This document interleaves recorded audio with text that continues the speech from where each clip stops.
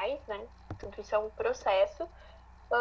Mas em 1453 tem a queda de Constantinopla, que é considerada a capital do Império Bizantino. E aí depois a gente vai dar uma olhadinha no mapa onde fica, mas ela fica onde hoje é Istambul, na Turquia. Essa região que fica entre a Ásia e a Europa, né? A Turquia fica dividida entre esses dois continentes, perto ali da Península Arábica. E a autoridade máxima era o imperador, também conhecido como Basileu. Esse é o nome, né, para o imperador no Império Bizantino. E ele tinha todo o poder político, militar e religioso, que a gente chama de Césaropapismo, quando o líder ele concentra em si esse poder tão quase absoluto, né, muito poderoso. Eles aderem à cultura grega e à latina, então tem essa retomada da cultura grego e latina. E é um império cosmopolita porque ele é formado por diversas etnias e religiões. Ali é uma região bem, depois a gente vai ver, bem comercial, né? Então é a passagem de vários povos, por isso essa diversidade étnica e religiosa. Podemos passar. Aí tem um mapa, né? Para a gente entender a importância de Constantinopla e do Império Bizantino, é extremamente importante a gente entender a localização geográfica, porque ela explica muita coisa. Como vocês podem ver, Constantinopla fica bem nesse estreito ali, que fica entre o Mar Negro e o Mar Mediterrâneo. E por muito tempo, essa foi a melhor rota de passagem da Europa para todo o Oriente, tanto a Península Arábica, a Índia, a China. Só depois, quando os portugueses vão conseguir fazer a circunnavegação, né, da África, é que vai ter uma outra possibilidade para chegar nesses locais. Enquanto isso, tinha que passar por Constantinopla para chegar lá, senão tinha que ir lá pela Rússia, dar toda uma volta que não era o melhor. Então, é uma rota comercial extremamente importante, e até porque liga ali toda essa região do Mediterrâneo com o Mar Negro e todo o Oriente, né, como eu falei. Então, tenham isso em mente. Próximo.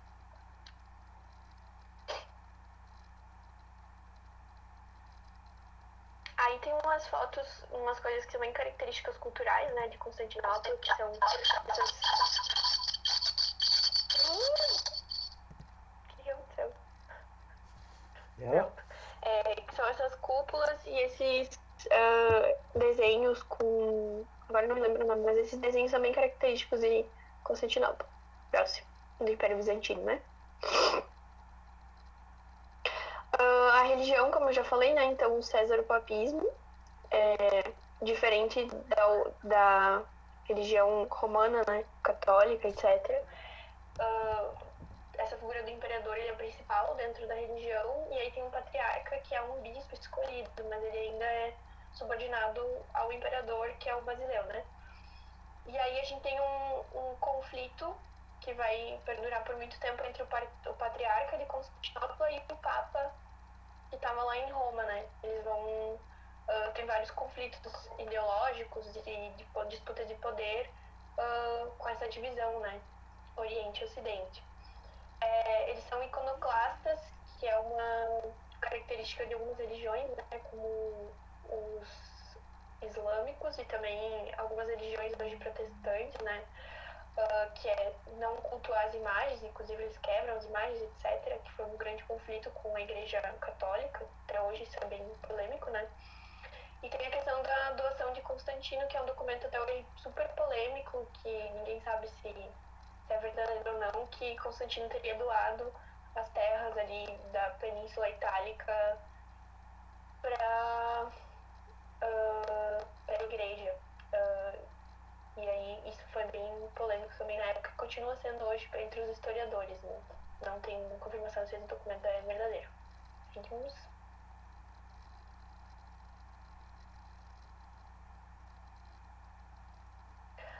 Como a gente viu na última aula, né, tem a polêmica também da coroação do Carlos Magno, porque a Igreja Romana considera ele essa figura super importante, e a Igreja né, de Bizâncio não considera, então é mais uma das polêmicas entre a igreja. Isso é uma coisa super importante para vocês lembrarem dessas brigas entre os dois lados. E aí a gente tem algumas questões teológicas entre eles, desse entendimento de como é a fé e como é a religião, né? Que foram debatidos lá, ainda em Roma, com os concílios, né? Mas isso continua sendo polêmico. Por exemplo, questionando a divindade de Cristo, se Jesus ele é divino, se ele é humano, se ele é duas coisas.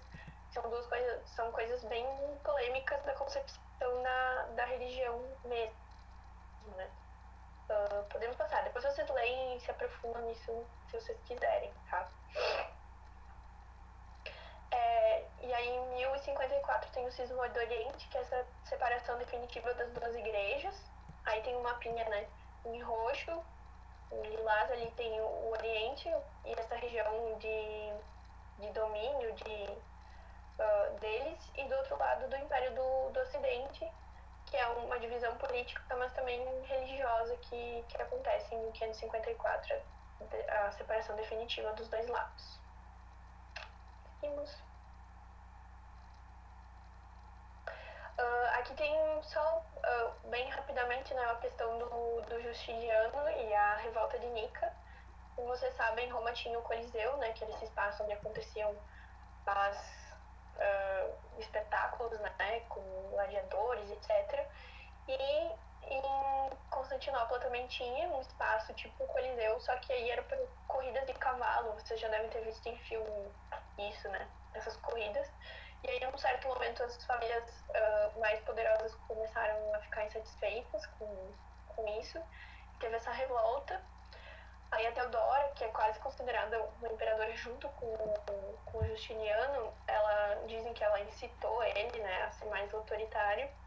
E nessa briga, 30 mil pessoas acabaram sendo mortas, o que acaba reforçando esse poder bem grande do Justiniano frente aos seus súditos, né?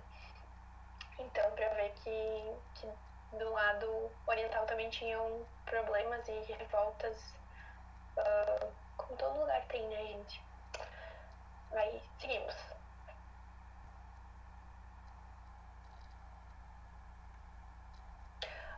Só para vocês verem como é hoje, né? Aí tem Istambul. Istambul não é a capital da Turquia, tá, gente? A capital da Turquia é Ankara, e no slide tá escrito que é a capital. Mas é uma cidade super importante da Turquia hoje, que era a sede de Constantinopla, onde tem todas essas construções que são super importantes desse período, principalmente a Catedral de Santa Sofia. E todas essas construções levaram o governo a ter um grande déficit financeiro, né? E o que leva à crise e etc. Seguimos. E aí a gente já entra na queda do Império Bizantino, né? Depois desse tempo em que o Justiniano foi soberano e que houve uma grande expansão, o território começa a ser perdido. São muitas invasões, como eu falei, né? Muitos povos passavam por aí, então ele era um local de bastante interesse. E como a gente viu, né, teve a Quarta Cruzada, uma das 8 cruzadas que teve na Idade Média, que acabou conquistando Constantinopla e fez um grande estrago e ajudou a depois, em 1453, os turco-otomanos conquistarem de vez o Império Bizantino, né? Podemos seguir. Bem rapidão.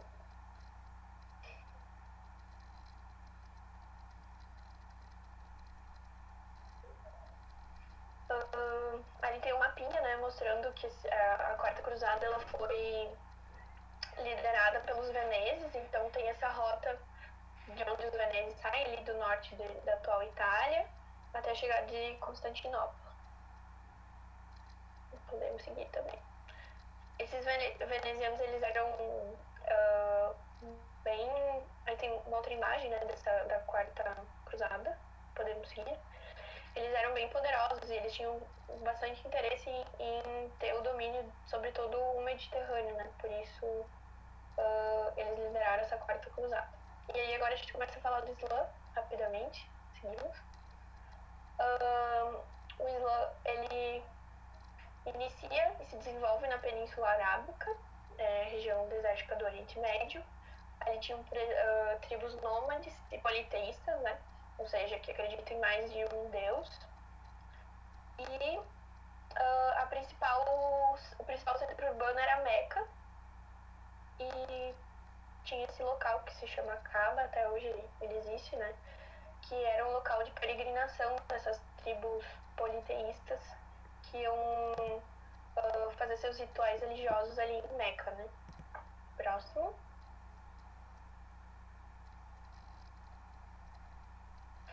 E aí aparece essa figura central, né, no islamismo, que é o Maomé, que ele não era de uma família muito rica, mas ele acaba casando com uma viúva que era rica, e aí ele tem uma ascensão social. Em algum momento da vida dele, ele tem essa revelação dessa nova fé monoteísta, que tinha vários elementos judaicos e cristãos, reúne tudo isso num livro chamado Corão. E aí ele pega a existência de um único Deus, né, monoteísta, lá. E aí ele começa a entrar em conflito com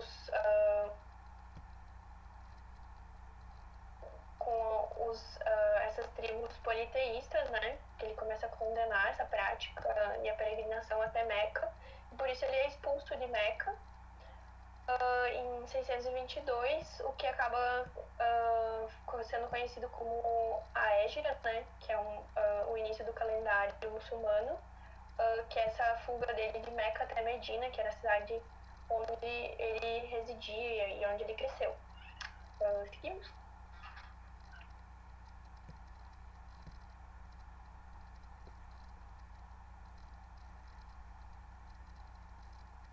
Aí quando ele chega em Medina, ele tem apoio da elite e consegue voltar para Meca e conquistar a cidade. E aí ele começa a expandir, né, o islamismo. E depois da morte dele, isso também continua. Ele morre em 632. E aí a gente tem um problema sucessório que daqui a pouco a gente vai aprofundar um pouquinho mais quando falar, né, das divisões. E aí tem a expansão do Islã para além da Península Arábica, também tem um mapa. E aí tem o conceito de jihad, acho que é assim que se fala, que é que ele acaba sendo deturpado, porque o conceito original é essa introspecção da palavra verdadeira e etc., que acaba virando um sinônimo de guerra, como se fosse a Guerra Santa que a gente viu que era levada pelas cruzadas. Então, eles acabam se expandindo com essa noção deturpada, né? Essa interpretação do que estava escrito no Corão. Seguimos.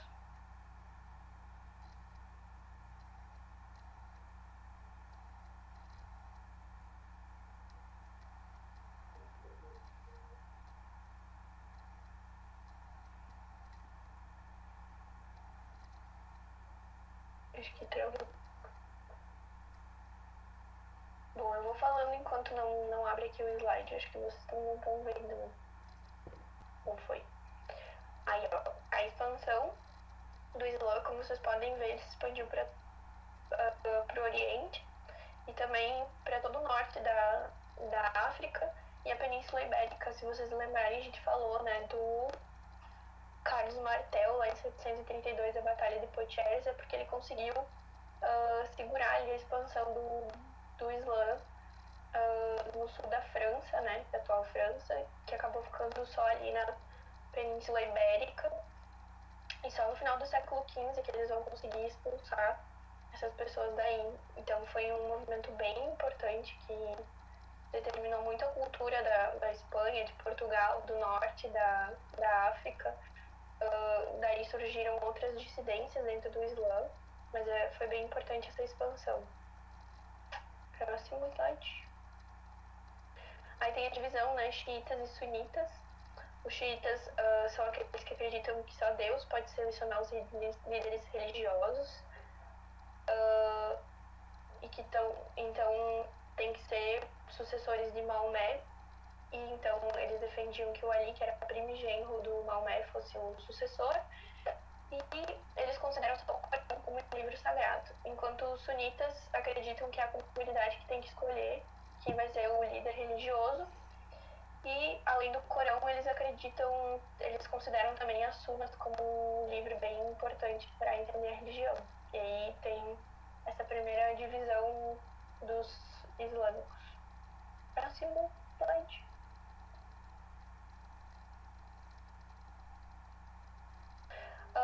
Aqui tem algumas coisas sobre o legado, como a gente já falou, sobre as questões importantes quanto à educação, o desenvolvimento de noções científicas da medicina, as primeiras universidades, né, que são as madraças, na filosofia. Então eles têm um legado super importante. Vocês lembram, né, quando a gente falou sobre a peste bubônica, né, que ela veio do Oriente Médio, mas ela não teve um impacto tão grande porque eles já tinham um domínio maior do conhecimento, né, a respeito da medicina e de outras doenças. E acho que esse é o último slide. Sim, né? Então tá, gente. Obrigada pela atenção. Boa aula pra vocês. Vou deixar vocês aí com a Julie e o Lucas agora. Fiquem bem. Beijos.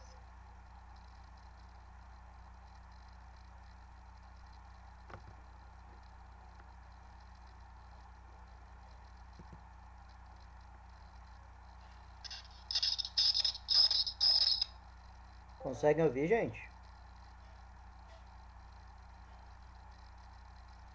Conseguem ouvir bem? Eu não sei se é Julian tu que começa, ou eu. Como é que ficou nos slides?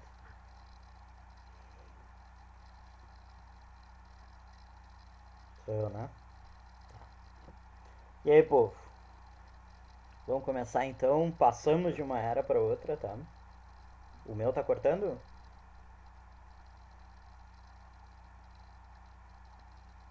Tá. Vou fazer o seguinte então. Vou tirar aqui. Pera aí.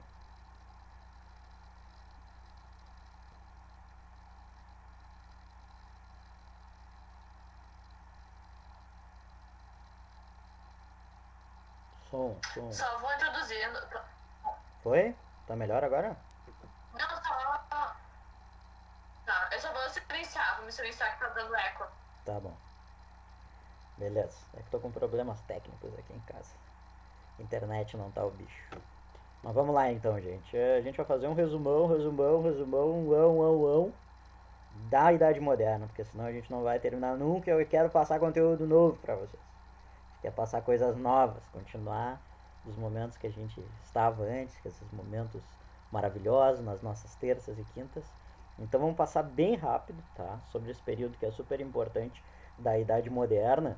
Mas todas essas aulas, a partir do que a gente vai ter da aula de Idade Média Oriental, todas elas a gente tem no link no como é que chama? Canal do YouTube, certo? Então se vocês precisarem, quiserem entrar em contato, ficarem à vontade de irem a qualquer momento, revisar as aulas quando a gente teve, fiquem à vontade. Se tiverem qualquer dúvida, tanto esse material, os materiais também vão estar disponíveis para vocês dentro do Drive. Se vocês tiverem qualquer dúvida, por favor, é só entrar em contato que a gente está à disposição, tá? Gostaríamos muito de conversar, ter novamente essas aulas, mas como a gente tem que alcançar o Enem no Enem e o vestibular no fim do ano, a gente acaba tendo que se adequar, né, dentro desse espaço temporal para a gente poder ter acesso a esses processos. Vamos falar rapidinho então desses assuntos da Idade Moderna. Galera, o que vocês veem na mente de vocês, nessa mente maravilhosa e férteis de vocês, quando vocês verem a palavra absolute? O que quer dizer? O que vocês acham? O que vem na mente de vocês? Não é vodka, tá? Já dou uma dica.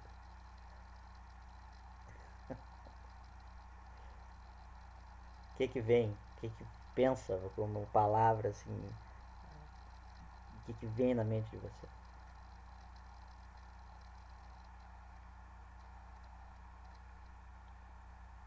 Absolutismo. Muito bem, mas essa é justamente a ideia. O que vem da palavra absolutismo? O poder absoluto. Muito bem, gente. A ideia de absoluto. Então, quando a gente vê a palavra absolutismo, a gente vai estar trabalhando com centralidade de poder, certo? Então, esse poder é absoluto em alguma coisa.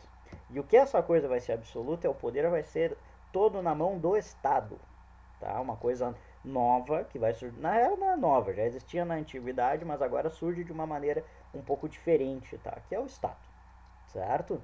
Então o Estado, ali a gente colocou igual o rei, mas não necessariamente ele é o rei, tá? Ele pode ser uma rainha, pode ser uma república, como é nos Países Baixos, que a gente conhece como Holanda e Bélgica nos dias de hoje, mas a centralidade desse poder vai ser na mão do Estado, certo? Dentro desse Estado, o que a gente tem que verificar? Primeiro, um dos principais motivos que acontece esse processo do absolutismo, em contrapondo o período medieval que vocês viram anteriormente na aula anterior, é que a igreja vai começar a ter delimitação de poder. A igreja vai ser um braço político do Estado. Não o contrário mais, como essa igreja anteriormente a gente sabia, o grande poder e grande influência, ela vai continuar tendo grande poder e grande influência, mas quem vai tomar conta da igreja é o Estado, certo? Então várias coisas novas vão surgir ou vão se centralizar, como por exemplo, código de leis, uma língua unificada, uma língua única para aquele reino. Tu imagina, sei lá, na França da Idade Média, tu tem uma cacetada de dialeto que os caras vão falar, de várias localidades. Se tu morasse na França, não quer dizer que tu falasse francês. Da Espanha não queria dizer que tu falasse espanhol. Tu podia falar catalão, falar basco, falar outras línguas. E só que agora, nesse momento, para a centralidade desse poder, vai ser instalada uma língua oficial, certo? Fronteira, delimitação de fronteira. Para tu cuidar das fronteiras, tu vai precisar de um exército, certo? E tudo isso relacionado ao território que esse Estado vai ser controlado. O controle econômico vai ser feito do mercado, da economia, também vai ser o Estado que vai controlar. Percebam, tudo está centralizando, tudo vai centralizar em uma questão que é o Estado, certo? E os principais exemplos que a gente vai ter são na Inglaterra o Henrique VIII e a Elizabeth I, tá? Essa que tem agora é a segunda. É a primeira que é aquela do filme, de todos. Um bom filme também, já deixamos a dica para vocês, tá? E o rei Luís XIV da França, certo? Também conhecido como o Rei Sol, aquele que tem a frase Estado sou eu. Não é à toa que ele diz isso, para vocês verificarem o quanto o absolutismo está ligado à figura do Estado, certo? Alguma dúvida, gente? Posso tocar a ficha? Falem comigo. Eu já falei que eu sou carente. Pode tocar. Tu explica muito bem. Beleza, muito obrigado, agradecido. Muito prazer, gente. Vamos lá. Povo, muito importante, tá? Muito importante. Talvez seja a parte mais complicada, mais abstrata que a gente tem dentro desse período moderno, mas ele talvez seja o mais importante, porque isso aqui vai estar ligado diretamente ao processo de colonização das Américas e de todos os lugares que vai haver a colonização, tá? Se a gente tem dentro do âmbito político na Idade Moderna, a gente tem o absolutismo, no âmbito econômico nós vamos ter um novo tipo de sistema econômico. Diferente do que a gente tinha, por exemplo, na Idade Média, onde o feudalismo predomina em certa grande parte do tempo, a gente vai ter, a partir das revoluções comerciais urbanas que vão ter dentro da Idade Média, a formalização disso agora a partir do mercantilismo. E pasmem, o mercantilismo vai ser uma economia de controle de mercado por quem? Pelo Estado. Certo, gente? Então a gente vai ter esse mercado protecionista, certo? O controle da economia pelo Estado, certo? Entendam isso, isso é muito importante para a gente entender o processo de colonização. Balança comercial favorável. O que é uma balança comercial favorável? Tu exportar mais valores, mais dinheiro, mais capital, que a gente vai trabalhar com a ideia, do que tu importar. Ou seja, tu importa um valor muito mais baixo de matéria-prima da colônia, podemos dizer assim, do Brasil, de pau-brasil, vamos dar o exemplo do pau-brasil, exemplo de importação do pau-brasil, e revende um produto que seja feito de pau-brasil ou de qualquer outra coisa por mais caro. Isso é uma balança comercial favorável, certo? Beleza? Metalismo. A partir desse momento da Idade Moderna, a gente, diferentemente do que a gente tem na Idade Medieval, o principal parâmetro que a gente tem de riqueza se chama metal precioso. Na Idade Média, o que a gente tinha? Terra. Quem tinha muita terra era muito rico. Agora, quem tem muitos metais preciosos, a acumulação desses metais preciosos é quem tem muita riqueza. E pasmem, com quem vai ficar grande parte dos metais preciosos, quando não é tudo contrabandeado, vai ser o Estado. Certo? Beleza? Colonialismo. Para a gente entender o colonialismo, a gente só entendeu por que essa galera vai começar a vir para as colônias, para colonizar esses locais. Porque não tem ouro, não tem mais prata, não tem mais essas coisas dentro da Europa. Os caras já esgotaram tudo, certo? E aí o que eles vão fazer? Vão começar a buscar em outras localidades ouro, prata, diamantes, o que seja, e posteriormente também, quando não se encontra ouro, quando não se encontra prata, vão criar novos produtos para comercializar na Europa, certo? Cana-de-açúcar, metal, pau-brasil, mais pro presente o café, cacau, banana, o que seja, esses produtos que eles vão chamar de matérias-primas, certo? É isso que sofre um processo de colonização. Não é porque, porra, o Brasil é lindo, velho. O Brasil é muito massa. Vamos lá, pô, puta terra linda, um bagulho fantástico. Não! É lindo, de verdade, verdadeiramente é lindo. Mas eles vinham para extrair, certo? O objetivo para vir para cá era puramente econômico, certo? Em grande parte econômico. Um dos processos que faz, inclusive, a própria acumulação de capital, que a gente está vendo ali um pouquinho posteriormente, é a própria escravização das pessoas, ou seja, transformar pessoas em produtos, certo? Desumanizar as pessoas e transformar elas em produtos, que foi um dos processos mais horrorosos que a gente teve, talvez o maior crime que a gente teve em toda a humanidade, que é esse processo de escravização atlântica, certo? Que nós aqui no Brasil vamos sofrer com grande número, tá, gente? Eu só quero conversar com você. Você sabe o que é capital? Porque é importante a gente. Eu acho que essas aulas de revisão ela é muito mais importante da gente revisar data, nome, essas coisas, a gente saber conceito. Do que a gente está falando quando tratar aqui. O que eu estou falando com vocês quando eu trato capital? O que eu digo para ver que vem na mente de vocês? Os antigos podem falar também, não tem problema. Todo mundo participando. Dinheiro. Sabrine, sabe que é uma das coisas que normalmente a galera fala, é dinheiro. E não está errado de uma certa maneira, porque dinheiro é uma das formas que a gente tem de capital, mas não é a única, certo? Porque na realidade o capital é uma representação de quantidade de valor, tá? O capital é tudo aquilo que a gente considera como algo que vale algo, certo? Que constitui um bem, por exemplo. E entrando dentro disso, terras é capital. Carro, por exemplo, é capital. Imóveis, fábricas, dinheiro, ações, tudo isso é capital. Certo? Então, quando a gente está falando de capital, a gente está falando de um largo escopo. Na idade moderna, nesse processo que a gente vai ver do mercantilismo, uma das principais formas, como eu comentei para vocês, de acumulação de capital vai ser o seu próprio processo de escravização. Não é à toa que é um processo que vai ser gigantesco, porque ela dá muito lucro.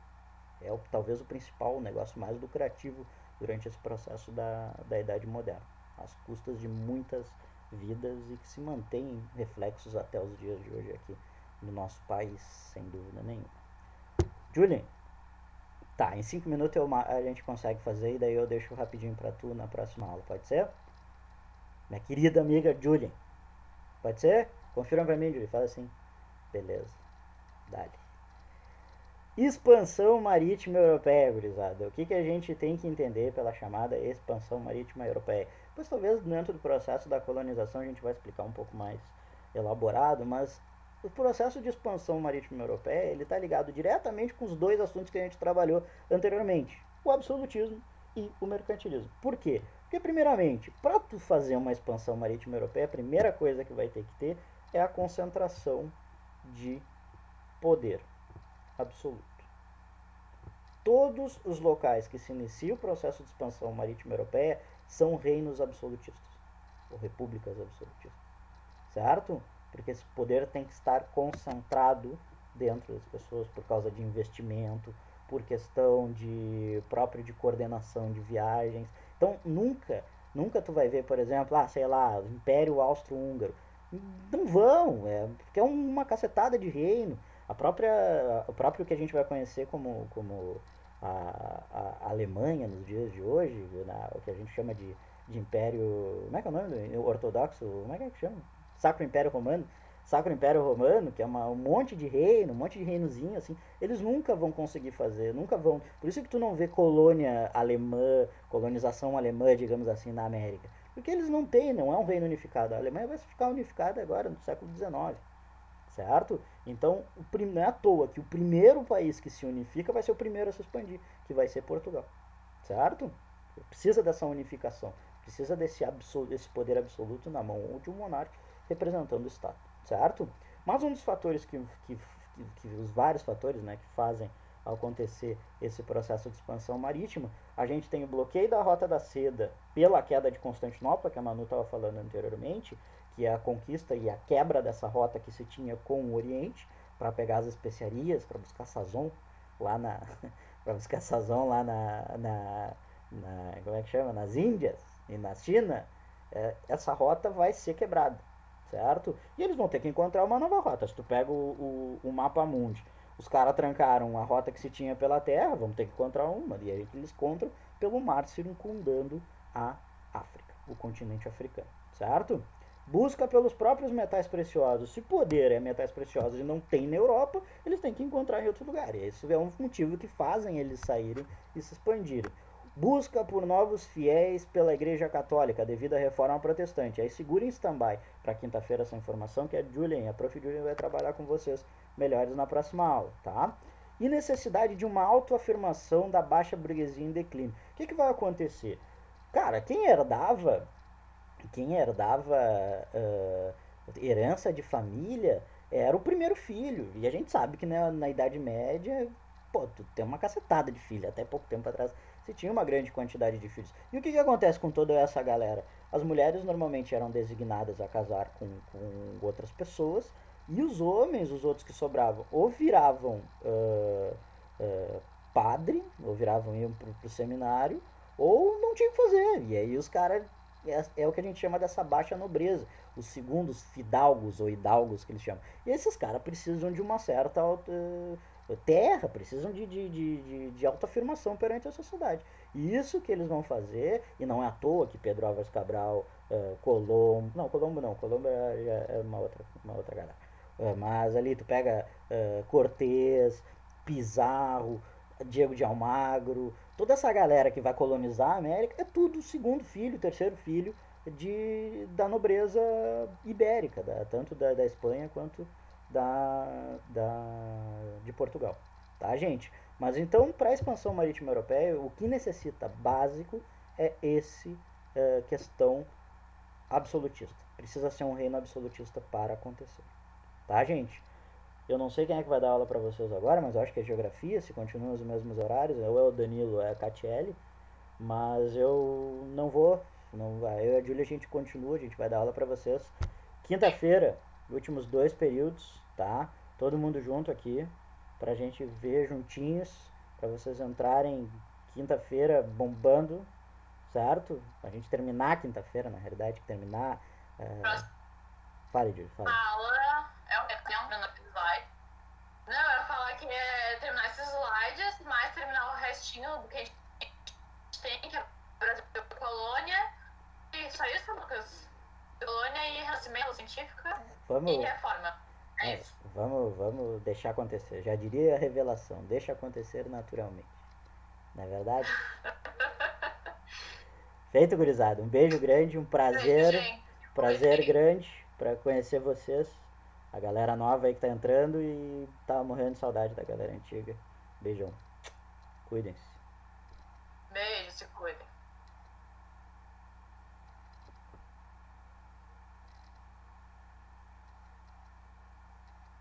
Se alguém quiser tirar alguma dúvida agora, não tem problema. A gente normalmente fica um tempinho a mais aqui, ainda mais nesses períodos de como é que chama?